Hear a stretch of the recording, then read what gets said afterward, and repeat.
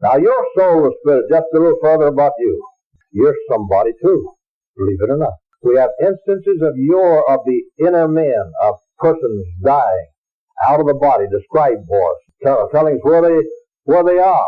For example, in the 16th chapter of the book of Luke, verses 19 to 31, the rich man in hell lifted up his eyes, being in torment, and he saw Lazarus in another compartment, far off, way over a great gulf which was between the two compartments. And he cried, "Send Lazarus, that he may dip the tip of his finger in water and cool my tongue, for I am tormented in this flame."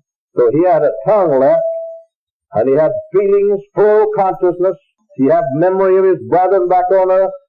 He had memory of that poor man that he was talking about.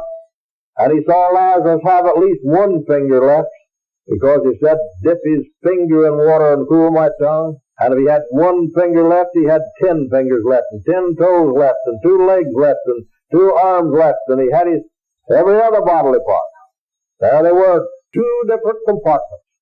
One compartment of bliss and comfort, and the other the compartment of torment, pain, and suffering. So, that's that.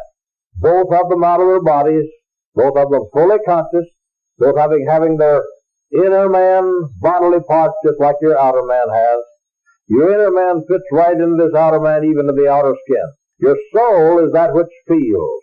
That's why you can get feeling, because your soul fits right out to the outer skin. Anytime you touch yourself, you have feeling. That means you're touching your soul. Your spirit is that which knows. 1 Corinthians 2:12, "What knoweth the things of man, save the spirit of man which is in him? Even so knoweth no man the things of God, save the spirit of God." So you have intellectual powers, willpower, feelings, emotions, passions, desires. So does God.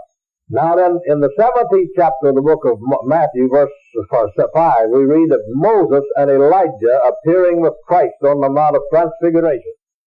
Elijah was still alive in his physical body, and as one of the 2 witnesses of Revelation 11 and Zechariah 14:14, where we read, "These are the 2 anointed ones which stand before the God of all the earth." There was Moses outside of his body. He wasn't in his body, because his body at that time was in corruption, having been buried 1,700 years previously. Here he was, the inner man, appearing with Christ, and a man who is not out of his body yet, a man who had his physical body yet. Both of them talked with Christ. In the 6th chapter of the book of Revelation, verses 9 to 11, we read, "In the 5th seal, I saw under the altar the souls of them that were slain for the witness of Jesus, for the word of God. They cried out, Hallow, O Lord, holy and true, dost thou not judge and avenge our blood on them that dwell on the earth." White robes were given to every one of them. So you see, God, He won't even allow people out of His life to go nude, and He certainly doesn't want it down here now. So let's be careful what we do. White robes are given to every one of them. You rest yet for a little season, till the rest of your brothers should be killed, as you are should be fulfilled. They eat food in the next life. They drink. I don't know what all they drink.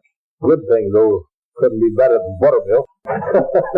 At any rate, they drink and they eat, and they have fellowship, and they're fully conscious, and the whole thing goes on as if they were still in the body and down here in this life. Jesus said, you remember when He was here? I'll no longer drink of the fruit of this vine till I drink it anew with you in my Father's kingdom. I'll no longer eat of this Passover lamb, these bitter herbs, and this unleavened bread, till I do it anew with you in my Father's kingdom. And He said to the 12 that you may sit at my table, or eat at my table. I guess they'll sit down.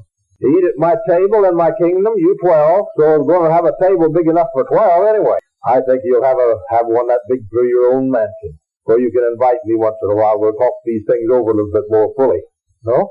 And Jesus said, He that overcometh will I give to eat of the hidden manna. He that overcometh will I give to eat of the tree of life. So you're going to have a real life. Think of heaven as being a real place, going to a real city, going to a real mansion of your own, and having all kinds of food provided for you, and all the clothing already made, tailor-made for you up there, everything you want.